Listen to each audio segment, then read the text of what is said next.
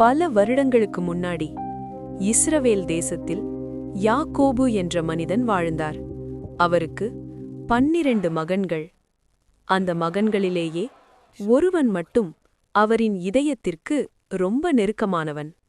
அவன் பெயர் யோசேப்பு. யாக்கோபு யோசேப்புக்கு பல நிறங்களோட ஒரு அழகான அங்கியை கொடுத்தார். அந்த அங்கி அன்பின் அடையாளம்.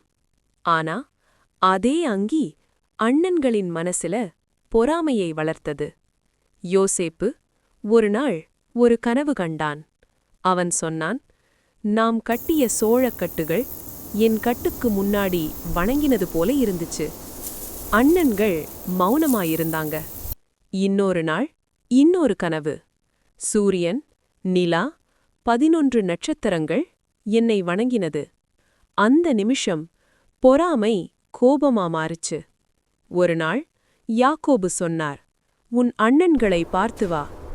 அன்போட எதையும் சந்தேகிக்காம யோசேப்பு பயணம் ஆரம்பிச்சான். அண்ணன்கள் தூரத்திலேயே அவனை பார்த்தார்கள். இதோ கனவுக்காரன் வர்றான்னு சொன்னாங்க. அவன் மேல கை வைத்தார்கள். அவன ஒரு ஆழமான கிணற்றுல தள்ளிட்டாங்க. யோசேப்பு கத்தினான். ஆனா யாரும் கேட்கல. பிறகு அவனை வியாபாரிகளுக்கு அடிமையா வித்துட்டாங்க. எகிப்து தேசம், அந்நிய மொழி, அந்நிய மக்கள், அந்நிய வாழ்க்கை. ஆனா தேவன் மட்டும் அந்நியமாயில்லை. யோசேப்பு போத்திபார் என்ற அதிகாரியின் வீட்டில் வேலை செய்தான். அவன் செய்கிற எல்லாத்திலையும் நேர்மை. தேவன் அவனோடு இருந்தார். அதனால அவன் செய்கிற எல்லாம் வெற்றியா மாறுச்சு. போத்திபார் சொன்னார், என் வீட்டை முழுக்க யோசேப்பிடம் ஒப்படைக்கிறேன். ஆனா சோதனை வந்தது. போத்திபாரின் மனைவி யோசேப்பை தவறான வழிக்கு அழைத்தாள். அந்த நேரம் யோசேப்பு சொன்ன வார்த்தைகள், நான் என் தேவனுக்கு விரோதமாக எப்படி பாவம் செய்ய முடியும்? அவன் ஓடினான், உண்மையை தேர்ந்தெடுத்தான். ஆனா உண்மைக்கு உடனே பரிசு கிடைக்கல. பொய்க்குற்றம், சிறை, இருண்ட அறை. சிறையில கூட தேவன் யோசேப்பை விட்டுவிடலை. அவன் அங்கும் கருணை பெற்றான். சிறை அதிகாரி சொன்னார், இந்த மனிதன் நம்பிக்கை கூறியவன். அங்க 2 பேரின் கனவுக்கு அவன் அர்த்தம் சொன்னான். அவை அப்படியே நிறைவேறின.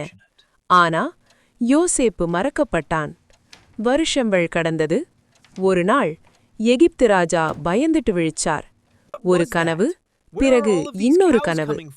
யாருக்கும் அதற்கு அர்த்தம் தெரியல. அப்போ ஒருவன் சொன்னான், ராஜா, சிறையில ஒரு இளைஞன் இருக்கான். யோசேப்பு ராஜா முன்னாடி நின்னான். அவன் சொன்னான், கனவுகளுக்கு அர்த்தம் தேவனுடையது. 7 நல்ல ஆண்டுகள், 7 பஞ்ச ஆண்டுகள். ராஜா அதிர்ந்தார். அந்த நிமிஷமே அடிமை, கைதி, இப்போ அதிகாரி. எகிப்து தேசத்தின் 2வது பெரிய மனிதன் யோசேப்பு. முடிவு: மனிதர்கள் உன்னை காயப்படுத்தலாம், மறக்கலாம், தள்ளிவிடலாம். ஆனால் தேவன் ஒரு நாளும் உன்னை மறக்க மாட்டார். காத்திரு, நேர்மையாயிரு. தேவன் சரியான நேரத்தில் உன்னை உயர்த்துவார்.